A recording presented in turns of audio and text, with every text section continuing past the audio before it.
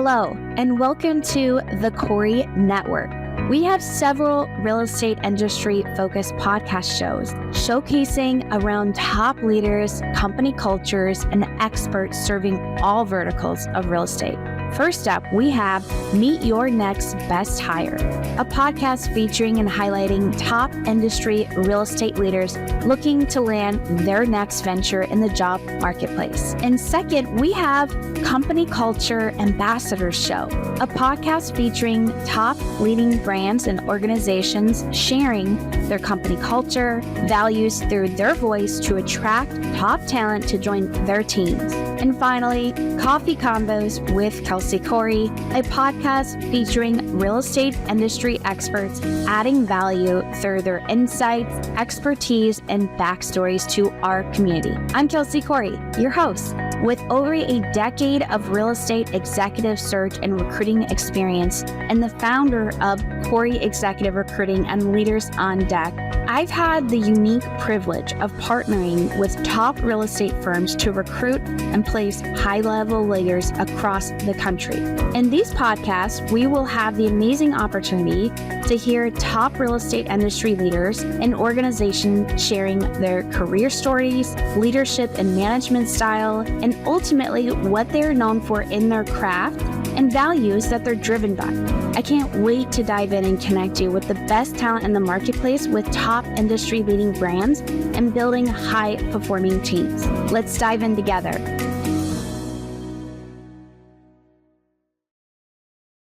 I'm so excited today to share with you all something I've personally went on this journey of, really understanding wardrobe. And I was like, I need a professional to help me out. And I was really fortunate to meet Basia Richard, and she is phenomenal. She's based in the West Coast as well. We had some interactions, and thank you so much for spending quality time with us on the show with Coffee Conversations with Kelsey Corey. And we can't wait to dive in and hear all your industry insider tips and tricks on essentially like how do we dress as professional women and just professionals across the industry. And you also have a really unique story because you partnered prior in the beginning of your career working directly with celebrities, and then you ventured out really working with industry women inside the corporate America and all over the world, I'm assuming, to help them bring their best foot forward. So I can't wait to dive into this conversation with you. Thank you again for being on the show today with us. Well, thank you for having me. I'm really excited for this Yes. conversation. Exactly. So I want to do an icebreaker question. Okay. Just to start it off, what is like one thing you can share with us that people may not know about you? I am a professional violin player. Oh, really? Mm-hmm. Wait, Yeah, I the started violin?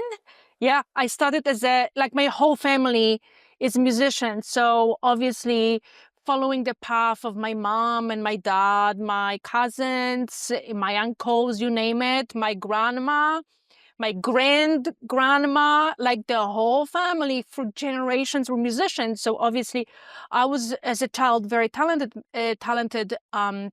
child towards music. And so obviously my parents put me through music school. So I was professionally trained violinist for 20 plus years. I am like, wow, I love that. Okay, so funny story. I had a very short stint in my life. I am not a music guru by any means, but out of all the instruments, I was determined to learn the violin.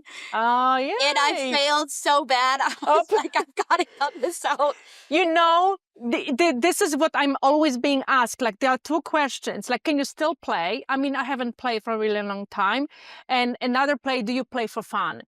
And when you ever listen to the big, those, very famous violin players these days, they say two things. There's not such a thing like playing for fun, because you don't just play for fun, it's practice, and no one likes to practice, and everyone will tell you no one likes to practice.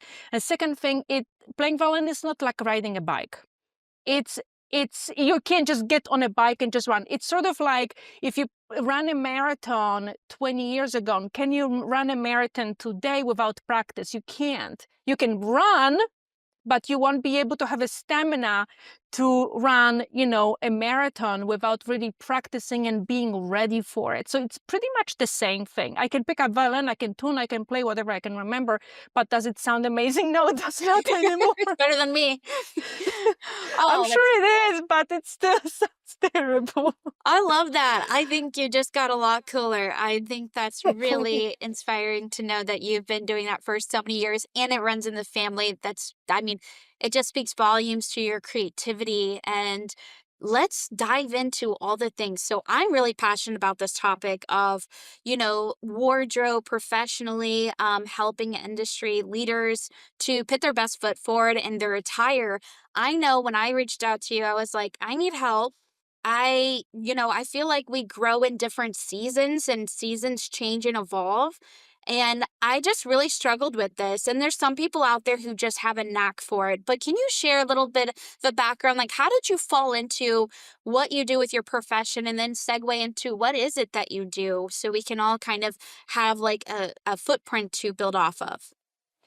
So when I moved to the States years ago, um, I was determined to get a job as a violin player, and I mentioned it a second ago. So I tried it for 6 months, and basically the idea of getting a seat at the orchestra it's the truth. It's somebody needs to move to another orchestra or retire or unfortunately die, because you get a seat at the orchestra for life. This is not like with corporate world where you can get fired for lack of better word performance, or just they're gonna cut departments. Here, when you have a LA Phil, you get the seat for life, and no one is going to check on you if you practice every day. You just go and you play and call it a day.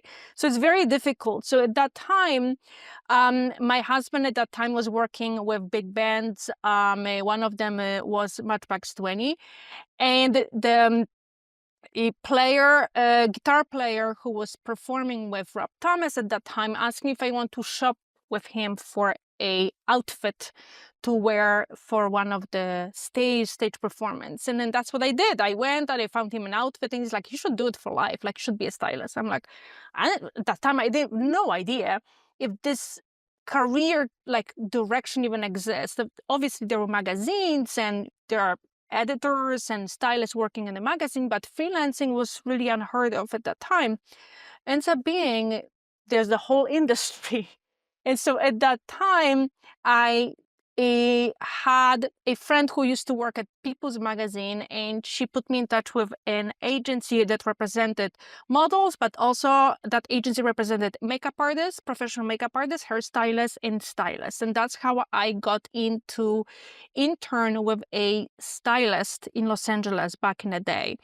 And at that point, I was just learning, the ropes and all those different things. And I put my portfolio together. I got an agency, and that's how I started to work with celebrities. And being in Los Angeles heavy on entertainment industry. So, there's very little fashion, a lot of red carpet, a lot of different, you see stylists dressing celebrities for just grabbing a Starbucks at the local coffee shop, or just, this is just all entertainment industry. So that's how I started. That's how everything happened. And after working for 15 years, I had really a huge burnout. And I'm sure a lot of people who work in a corporate industry will feel that as well. I kind of felt like I was doing like there was just like another dress for another event. And I absolutely starting to despise this whole industry, getting that huge anxiety of the call for another event, and then begging brands to give me clothes for their clients. I'm like, I can't deal with this anymore. There was a lot of things. And at that time, there was pandemic hit and everything stopped. And that time I got a call from a lady who just got a promotion. And she's like, you have to help me. And my closet, it's like I'm crying every time I'm walking in. And then I did everything online at that time. That was in 2020. And then I've never done anything online as far as styling. And she's like, literally like 6 months later, she sent me a picture of a text message, and she's like, I kid you not, my wardrobe was the one reason why my boss made me stand in for him at the conference. And he did not look at anyone else who was above me, just because he felt that I can truly represent the company in a proper way, because I was the only one who was dressed really well, who I had a strong presence. I had the brand that I really built, and he felt that like there was just no other way than to say, there's no other explanation why he made that decision. So, and it's like, you have to help other women. And so that's how I completely turned all my services from in person to online. And then since then, I've been working with women from Europe, from United States, Middle East. And so that's how everything happened. So smart. I love it. I mean, it's so interesting. Like, did you always have a taste then when you were just growing up, even as a child? Like, Yes. just love fashion, love putting clothes and items together. Was that something You know, natural? I am an introvert, so being at big events, attending any even small gatherings, for me, it's always been a huge, like, an anxiety. I never like having people over. It's just this, I am a kind of couch person. Um, but as a solopreneur, as someone who's freelancing, I had to go to parties, I had to go meet people in person and network.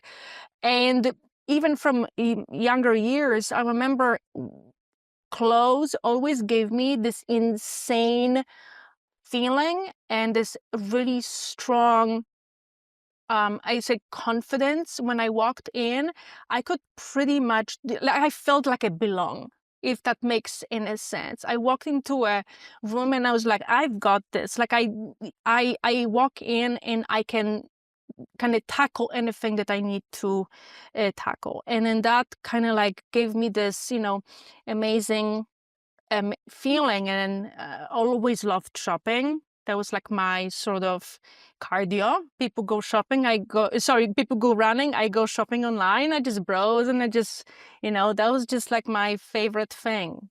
Ah, I love it. So yeah. I love it. Yes, I mean, that makes sense that it was kind of, I can agree with you in terms of like when you feel like you're wearing your best outfit or you're putting your best foot forward. I totally agree. Your confidence level increases significantly.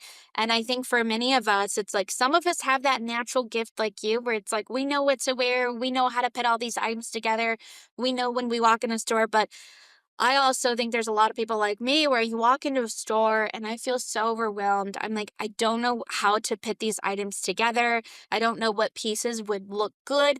And more importantly, like your body type, right? I mean, everybody has different body types. So you might see something that looks really great on the person next to you, but that might not reciprocate back onto how, your structure is. What is some like tips and tricks that you can give, just kind of diving into this topic of pieces for people to get started, and how do you build upon that? And if you could give us some of your go-to methodologies. Okay, so this is something that we always want to start with. First things first, we have to put the words and turn them into visual representation.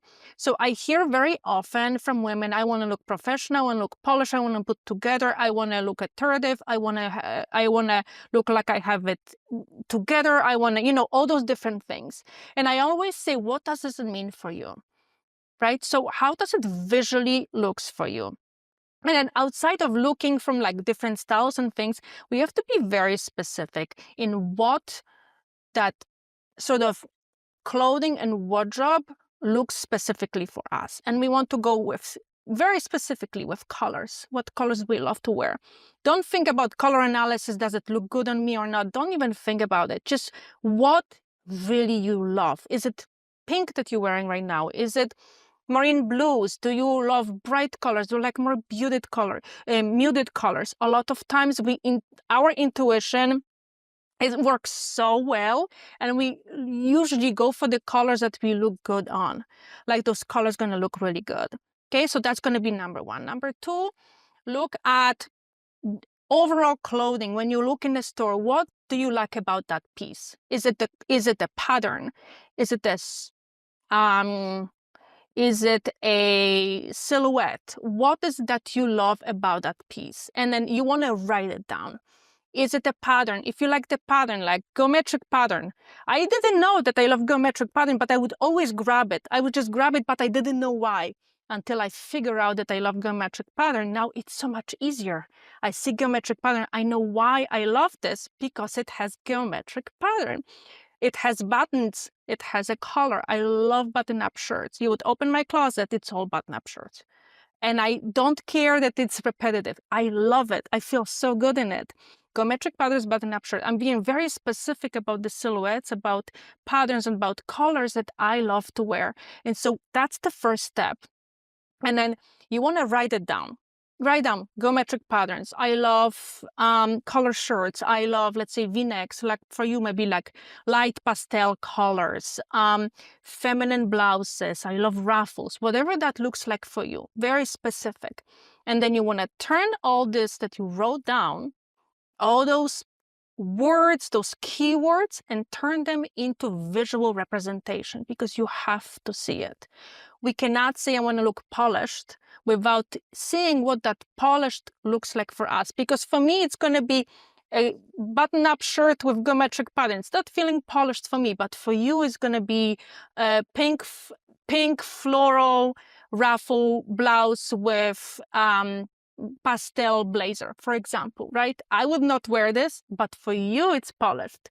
So we have to turn those specific keywords that you just wrote down into visual representation. I used to do that in a Keynote. I would just find pictures online. I just found them in Keyword Create, like a mood board. You can do it in Pinterest. You can do it in Canva.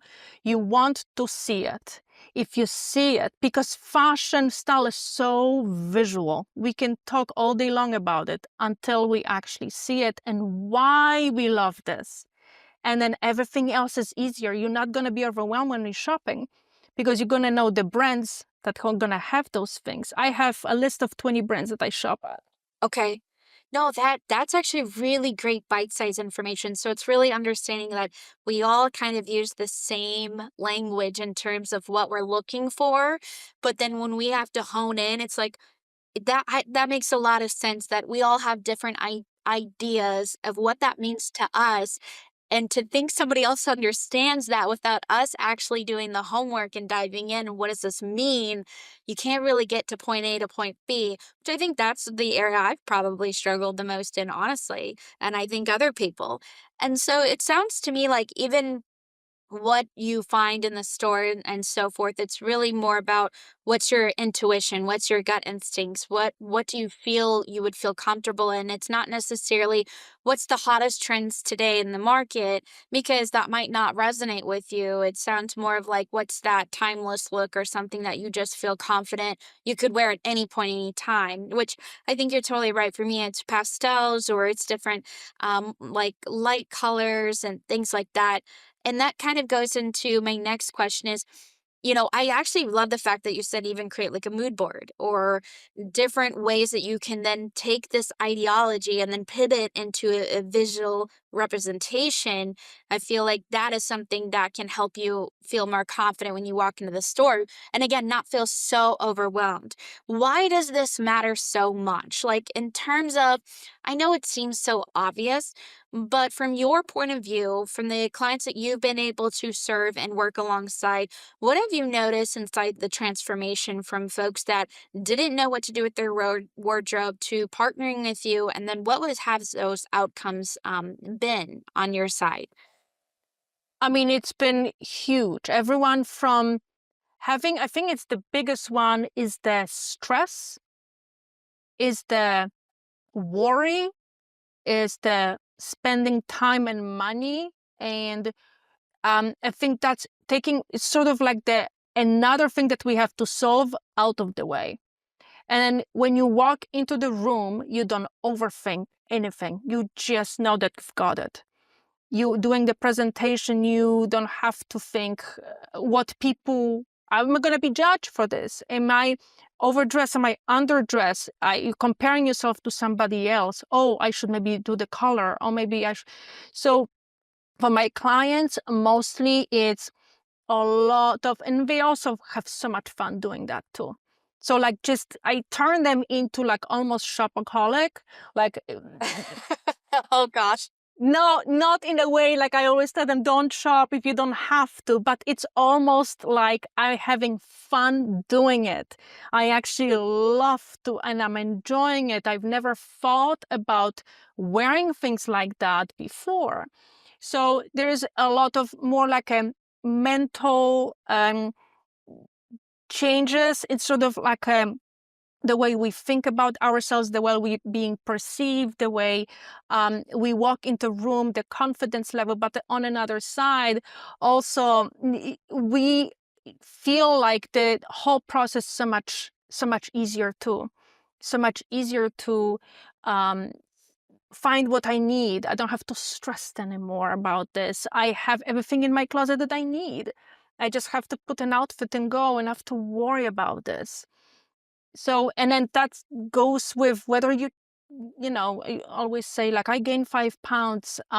Is my body going to change? No, because if your body doesn't really change like that much. If you know how to dress your body now, you're going to know how to do it in 10 years.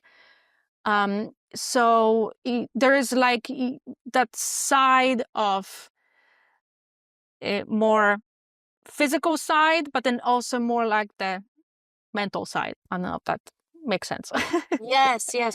I do like the fact that you shared, like, at some point, you've seen a lot of your clients just start to enjoy the process versus dreading the process. Like, oh, I have this new networking or work event I have to go to, or I have this important meeting. What am I going to wear? And then it takes away from the main focus, which is connecting with people, being present, because you're so worried about all the other things getting to through that front door and then how you show up once you're there. I mean, we could talk about this all day long. I absolutely love this conversation with you. And I think what you do is really critical and important. I was just really happy that our paths crossed because I do think the work that you're doing in terms of helping industry women professionals and just industry professionals in general from all walks of life feel more confident, feel like they can put their best foot forward. And I think you talked about this at one point is like what you wear is almost like your own brand. You know, it's like your own identity of like how you choose to show up and that speaks volumes of your character and so forth. But what's the best way for people to connect with you, potentially reach out and maybe partner with you on some of your services that you offer? Well, I'm on LinkedIn a lot. So you can always send me DM on LinkedIn.